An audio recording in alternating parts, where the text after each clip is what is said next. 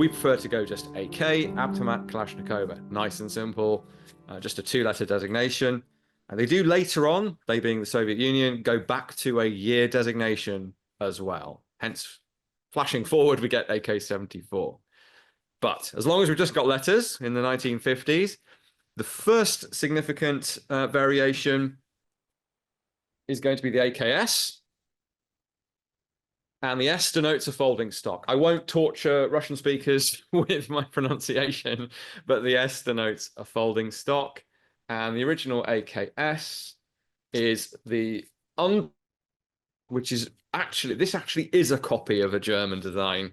So if you want to accuse the Soviet Union of ripping off the Nazis, they definitely took this stock design from the MP40. It's far too similar for it to be a coincidence. It's convenient. It allows you to issue a weapon to tank crews, vehicle crews, that kind of thing, paratroopers, designed originally for vehicle crews. And it just, of course, makes the whole thing more portable. You wouldn't really want to shoot it with the stock folded, but you can if you need to in a pinch, if you're debussing from a vehicle or something. It wasn't the greatest design to begin with. So both MP40 and AK underfolders tend to wobble, but it has become quite iconic for the AK as a platform. So AKS, or if you prefer, AKS-47, if you want to cling on to that 47 designation. But I just go AK, AKS. They come in pretty much the same time. We then get maybe the definitive Kalashnikov rifle, the AKM. There are lots of other minor changes that go along with this. Every single component gets redesigned to make it lighter, cheaper to make, and or better. But the key change is back to sheet metal. And so that main receiver there is just a sheet, well, it's not just sheet metal, but it's primarily sheet metal, riveted to trunnions, and it makes the whole thing much lighter and really is the weapon it should have been back in 1949. So 10 years later, they're back to the drawing board. And from that time onward, the vast majority of AKs that are made to AKM standard, whether that's an underfolding stock, same sort of designs before, or a fixed stock. We've got a plastic, a polymer grip, laminate wooden furniture, and there is what's often called a brake, but is actually a compensator added to the muzzle, angled or timed up to the right, because this thing does have a little bit of recoil and it will push you back and up. And putting high pressure gas that way from the muzzle helps counteract that, push the muzzle down and left a bit. So AKM, M for modernized, huge success, even more so than the original version. And that proliferates around the world, licensed copies, unlicensed copies, you name it. And it is going to be, if you see an AK, it's probably going to be the modernized AKM. You do have a recognition feature there for the spotters amongst you. So unlike the big slot on the AK series, you now have this little dimple both sides above the magazine here. It's actually narrowing the receiver in that area to help support the magazine. And that denotes either an AKM pattern rifle or the Chinese equivalent thereof. So watch out for that, spotters. Now, that does fine for quite some time. Coming into the 1970s, though, the Soviet Union, Mikhail Kalashnikov himself and his team of the day are very aware of the development of the M16 and the 5.56 by 45 millimeter cartridge. So we keep the case length the same. They're trying to allow for the minimum of re-engineering and redesign of the AKM design because they're happy with that. They just want the new ammo. So rather than designing a whole new weapon system as the AR-15, M16 was, they're taking their existing platform, the AKM. They do redesign a lot of that, actually. Again, I don't think any of those components are actually interchangeable. They've all been changed slightly, although the core components have. And they're just reducing the diameter of the bullet and pushing that thing up to higher velocities, closer to 3,000 feet per second. Now, because the bullet is even smaller in diameter than the 5.56, it's 5.45 millimeters, they are making the bullet a little bit longer to compensate for that. So bullet, Very similar ballistics, actually. People will argue back and forth as to which is superior, usually depending on whether they're Western or ex-Soviet Union. They're really in the same ballpark. Now, the major change, there is a major change to the silhouette of the weapon, not just in detail.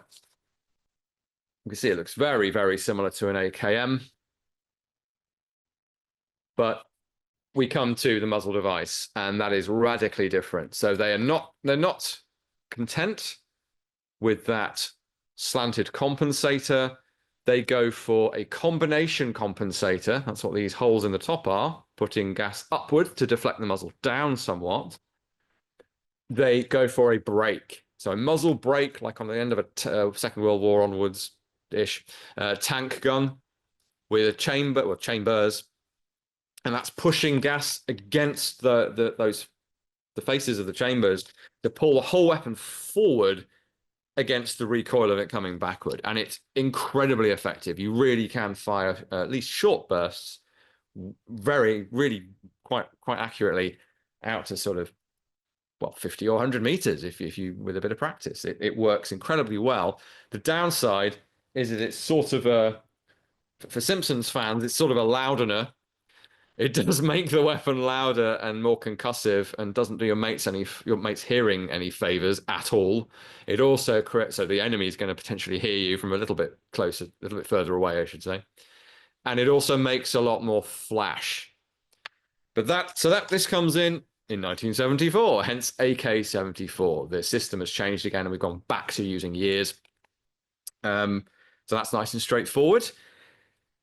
And it's in service really through the tail end of the Cold War until the early 1990s. And we get the AK-74M for modernized. So the AK-74M, that starts a whole new series called the AK-100 series. Now, that is an export series. There are no AK-100s. Well, I think some Spetsnaz do actually have AK-100 series, but broadly speaking, the AK-100 series is an export series, and it's the AK-74M in different calibers, including 5.56, by the way, and different barrel lengths as well. So we have here, this up to here, this is identical to a 74M, because I've run out of space on my trolley.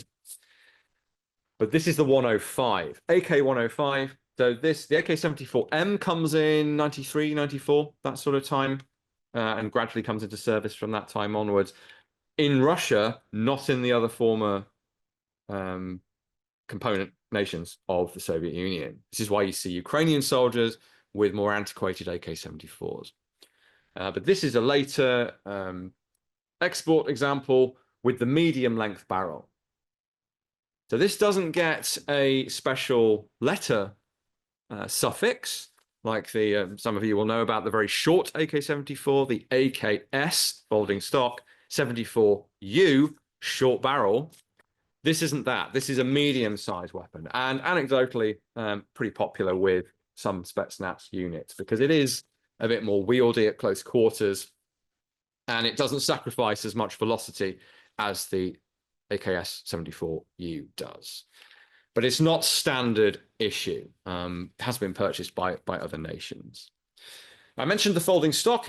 It works the same way as the AKS-74, push button and fold to the left, but it's now made out of a solid polymer, very, very solid polymer. Similar design though. It has a cutout on this side of it. Incidentally, the groove on the original 74 carried over to the 74M and to the AK-100 series was originally put there so that in low light you can tell you're using a 5.45 caliber weapon. This though is not that. This is to accommodate this gubbins here. Let me turn that the right way up, which is a sight rail, a sort of dovetail sight rail. This was designed for traditional infrared night sights. This is a Soviet copy of the Suet sight.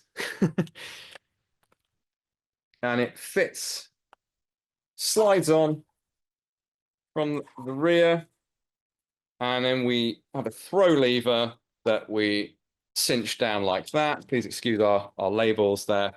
And then we have bridged over the top of the receiver, a nice stable optic mounting solution. Works really well, similar to what you see on the Dragunov. Does mean you have something of a chin weld on the stock. You'd ideally want a cheek riser on this thing. This is not a configuration you're likely to see. This scope's pretty old hat for this generation of AK. That said, when Russia invaded Ukraine, we did not see, and we still haven't seen, a huge number of units with optical sights fitted. So you've been able to fit an optic to an AK since 1955, but it seems like you're lucky even today if you get an AK-12 with an optic on it. Thanks for watching. For more from BFBS Forces News, like and subscribe to our channel.